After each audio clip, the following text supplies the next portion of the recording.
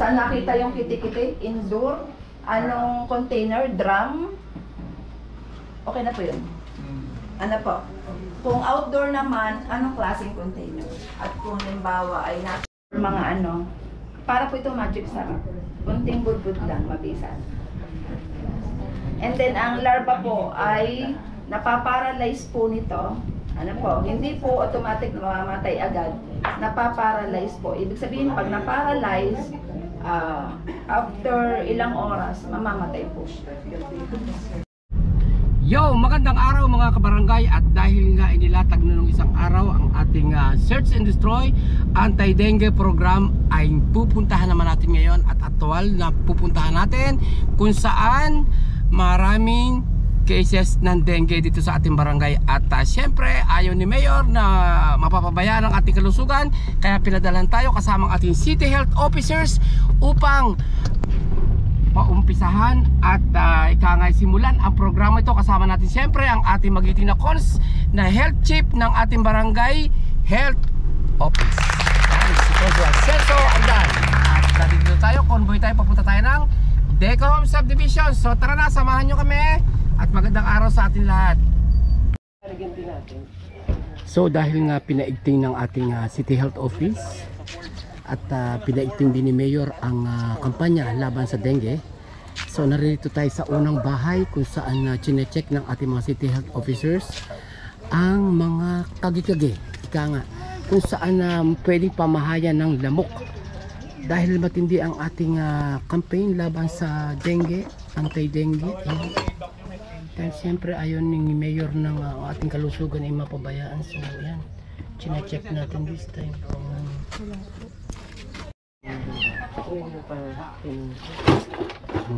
Pinaugnaho namin yung ilang So yung mga kabarangay, yung mga ganyang mga naglalatiti ng ating mga lalagyan, may tubig, ay atin nang i-windangin at itaob para hindi pa mahayan ng mga lamok. Dahil iyan ang nagigisanhin ng dengue, kung paano sumisira sa kalusugan ng ating mga kabataan at ng ating mga mamamayan. So ito ho ay malaking programa ng ating Mayor para ikangay may iwasan ang mga sakit-sakit. Ano ho? So makiisa ho tayo sa programa ito at napakaganda ho nito. Diyan, pag nai-stack dyan. Ang ganito lang po ang ginagawa, no? Itatawag nyo lang hong ganyan para matrain. Wala naman hong tubig. Wala po. Kasi hindi pa naulan. Sige po. Salamat po. 11.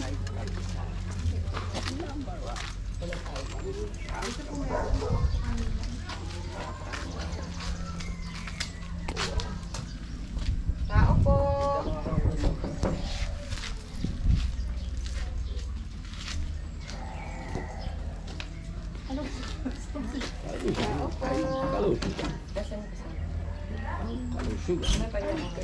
Hi, magandang araw. Sino kasama mo matanda dyan? Sino kung kasama matanda? Wala ba kasama? Sige din po. Salamat. Sarado mo na. City po. Kami po ay mag-i-install lang po. Kasi nalago po ang ating dengue, ayos lang po kami pumasok po. Kaya intervene po namin. Sir, pwede pumasok po. Tanay!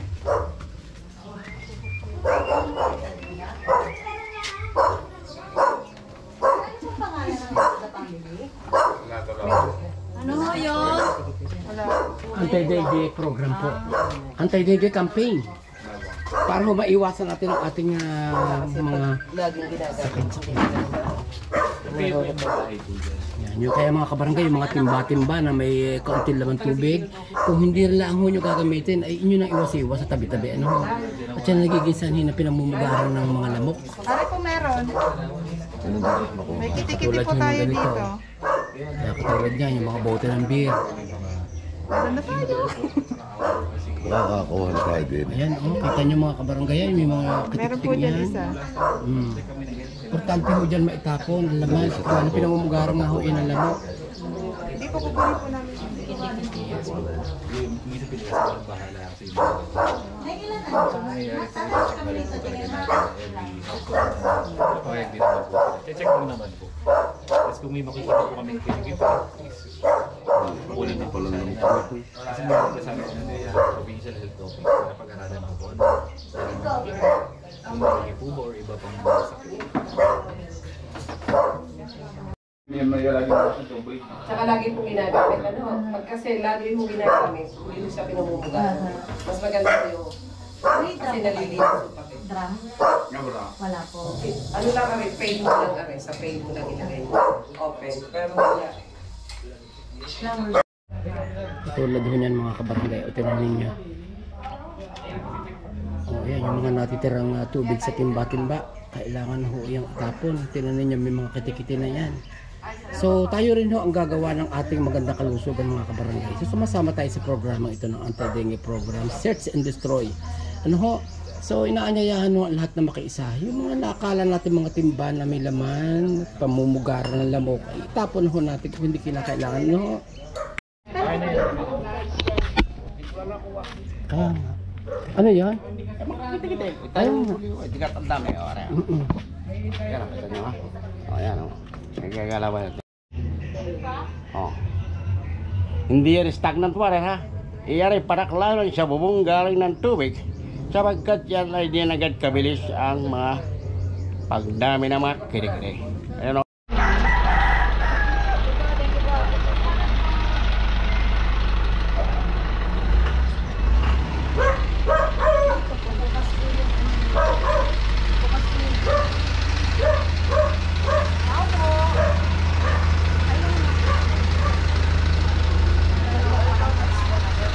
Mataas po kasi ang cases ng dengue po dito sa area.